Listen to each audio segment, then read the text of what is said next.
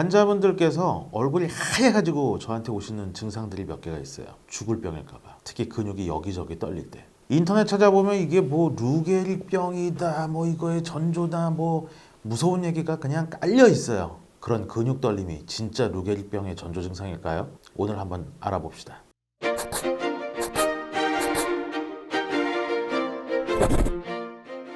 뭔가 신경 쓰이는 점이 있다면 바로 저희 전지적 신경 시점이죠.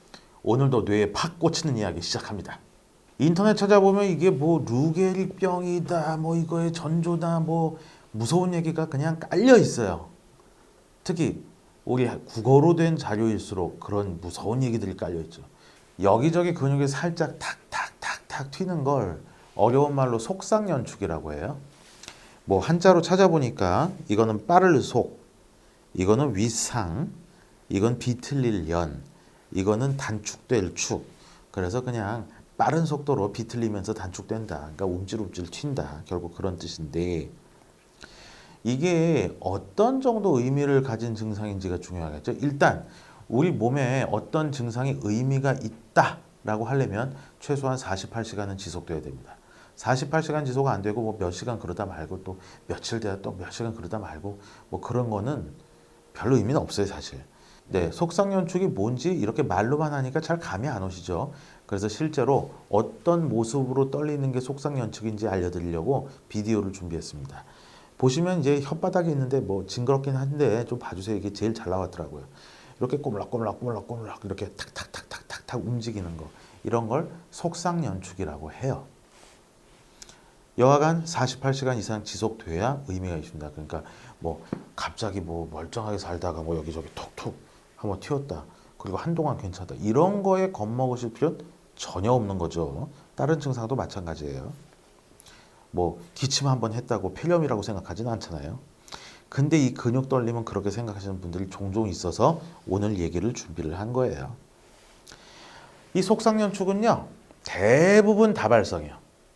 그러니까 뭐 왼팔에 여기 튀었다가 오른팔에 여기 튀었다가 종아리가 튀었다가 발등도 좀 튀었다가 그렇게 왔다 갔다 하면서 튀죠.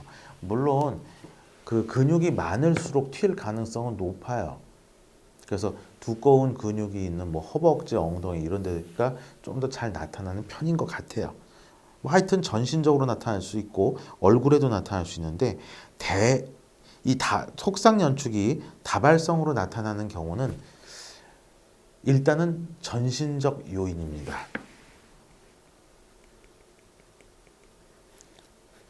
전신적 요인은요, 어떤 내과적 요인, 정신과적 요인, 아니면 이도저도 아닌 일시적 요인, 이렇게 구분할 수가 있는데 이 중에서도 다행히 일시적 요인이 제일 많아요. 특히 요즘에 다들 우리 한국 사회 구성원들 다 피로하잖아요. 피로한 것만 가지고도 톡톡 튈 수도 있고, 또 피로를 이기기 위해서 우리가 늘 뭐예요? 먹죠. 네, 많이 먹어도 튈 수가 있고요. 제가 어떤 환자분께 들었는데 요즘 모 커피 체인점 아에는 카페인이 디폴트 값으로 150ml 이상이 들었다 그러더라고요. 그거 큰일 납니다, 잘못하면. 그리고 우리 한국인은 근면의 민족, 다들 잠을 덜 자죠. 7시간 미만. 그렇게 해도 근육이 튈 수가 있어요. 어차피 이게 신경과 근육계의 오작동이기 때문에. 그리고 스트레스 심하게 받아도 가능합니다. 그리고 약물을 먹어서도 이런 증상이 나타날 수가 있는데 특히 다이어트 계통의 약물이 그럴 수가 있어요. 이게 다이어트 계통 약물이 두 가지거든요. 하나는 식욕 억제제, 하나는 지방연소에 관련된 약이 있는데 특히 이 지방연소에 관련된 약이 카페인 계통이 많아요. 아니면 카페인 유사체거나. 그렇기 때문에 이런 지방연소 계열의 약을 많이 먹으면 근육이 탁탁탁탁 여러 군데 튈 수 있습니다. 그 외에 내과적 질환으로서 간이나 신장이 안 좋으면 이런 현상이 가능하고요. 불안증으로 하루 종일 전신에 긴장하고 있어도 역시 다발적인 속상연축이 가능합니다. 자, 결론적으로 다발성 속상연축은 여러분 일단 너무 걱정하지 마세요. 당장 급한 거 없습니다. 그럼 이제 우리 루게릭병에 대해서 한번 좀 알아봐야 되겠죠. 왜냐하면 뭐 속상연추, 근육이 튀어요 그렇게 검색을 하면 꼭 나오는 게 루게릭병이니까. 그럼 이 루게릭병은 뭐냐? 정확한 병명은 ALS라고 해요. 네, 우리 국어로는 좀 말이 복잡해요. 근위축성 측삭경화증이라고 해요. 말 되게 어렵죠. 네, 저도 뭐 쓰면서도 더럽게 어렵다. 이런 거 쓰면 또 감독님한테 욕먹겠다. 이런 생각이 들고 있는데 그래서 차라리 ALS라고 부르는 게 훨씬 편해요. 자, 그래서 이 ALS, 근위축성 측삭경화증은 도대체 왜 루게릭병이라는 이름이 붙었냐? 그 20세기 초반에 뉴욕 양키스의 전설적인 강타자 루 게릭이라는 사람이 있었대요. 루 게릭. 루 게릭. 네, 그냥 우리나라 말로 붙여 쓰는데, 근데 이제 이 사람이 그 희귀병에 걸려서 굉장히 좀 불쌍하게 돌아가셨거든요. 그래서 그 ALS라는 말 대신에 루 게릭이라는 말이 오히려 범용으로 더 많이 쓰이게 됐죠. 유명인의 이름을 딴 거죠. 요즘에 이거 걸려서 돌아가신 유명한 분으로서는 천재 물리학자 스티븐 호킹 박사가 계십니다. 예, 블랙홀에 대해서 엄청난 업적을 남기셨는데 하여튼 2018년에 이걸로 돌아가셨어요. 희귀병의 대명사입니다, 이게. 빈도로 따졌을 때 딱 10만 명당 한 명이에요. 인종, 성별, 국가, 사는 지역 다 무시. 10만 명당 한 명. 그래서 어느 나라에서 희귀병 발병 빈도를 어느 게 더 희귀하냐. 뭐 희귀병 중에서 뭐 이게 저 나라에 비해서 더 잘 생기는 거냐. 이거 비교할 때 기준점이 바로 이 ALS예요. 왜냐하면 항상 똑같거든요. 10만 명 중에 한 명. 여러분 10만 명 중에 한 명이라 그러면 우리나라 인구가 뭐 5천만이나 되니까 뭐 5천만이 되니 10만 명 중에 한 명은 흔한 거 아니에요? 절대 그렇지 않습니다, 여러분. 감기, 고혈압, 당뇨, 암 뭐 이런 거의 발병률과 비교하면 너무너무 희귀한 질환이 맞아요. 다만 우리나라가 인구가 좀 많은 편이기 때문에 이게 10만 명당 한 명이 좀 감이 안 오는 것일 뿐. 대충 쳐서 우리나라에도 약 500분의 환자분이 계시겠죠. 참 이게 신경과 의사로서 생각하기도 싫은 병입니다. 이 병은 굉장히 특수해요. 어떻게 특수하냐면 운동신경이 망가져도 중추만 망가지든지 말초만 망가지든지 둘 중에 하나가 망가져야 되는데 중추와 말초 운동신경이 동시에 망가져 버려요. 그래서 같이 나타날 수 없는 두 가지 증상이 같이 나요. 하나가 뭐냐 하면 몸 한 군데가 어디가 근육이 이상하게 빠져요. 뼈만 남아요. 국소적으로. 그리고 그 근육은 사람이면 절대로 말라서는 안 되는 근육이 빠집니다. 즉 손, 뼈 사이에 있는 근육이나 우리가 중력을 이기면서 지탱하고 서 있는 그런 근육 계통이 빠져요.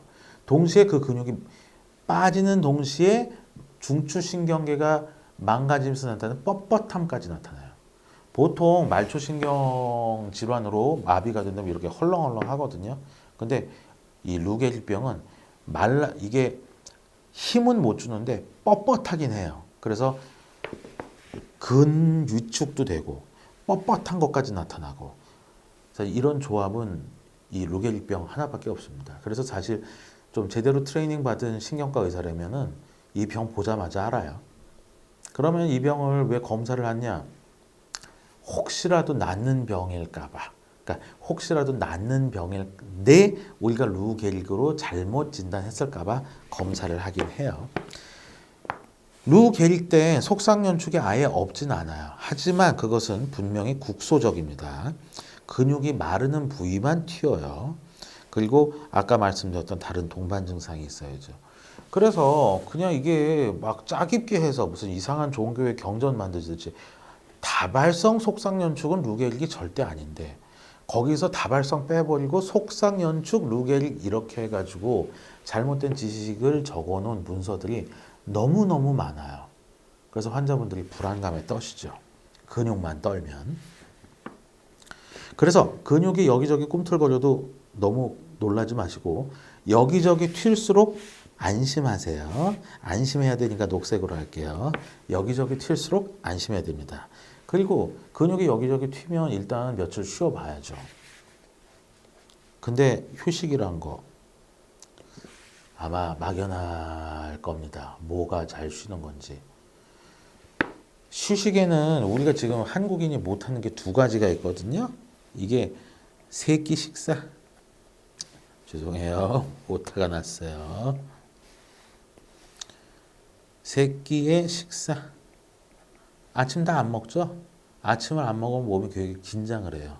그렇기 때문에 그건 휴식이 아니에요. 그 다음에 8에서 9시간 수면. 이것이 있어야 올바른 휴식이라고 할 수 있습니다. 그냥 뭐 밤새도록 넷플릭스 보면서 막 보고 뭐 그래도 나는 누워 있었으니까 휴식했네 이딴 거 아니에요. 그래서 이런 증상이 있을 때 휴식을 취하면 대부분 낫는데 그 휴식의 기준점이 바로 3끼 식사와 8시간 이상의 수면이다. 그리고 이 인터넷 찾아보다 불안해가지고 막 얼굴 하얗게 되고 막 가슴 뛰고 이게 우리나라만의 현상이 아니래요. 전 세계적으로 그렇답니다. 인터넷이 퍼지면서.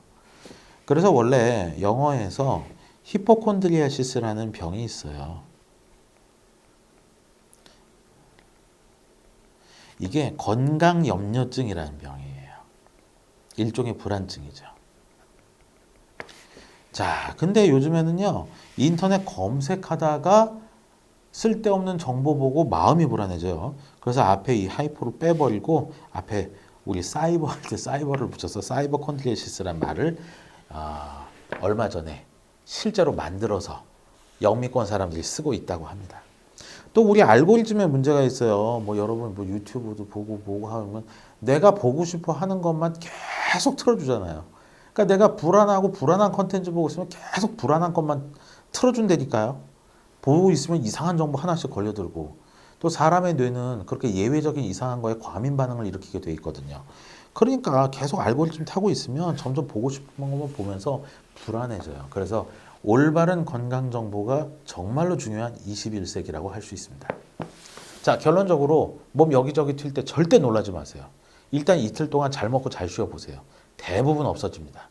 만약 그래도 증상이 남아있다면 그냥 편안한 마음으로 근처 신경과 한번 방문해 보세요. 이상입니다.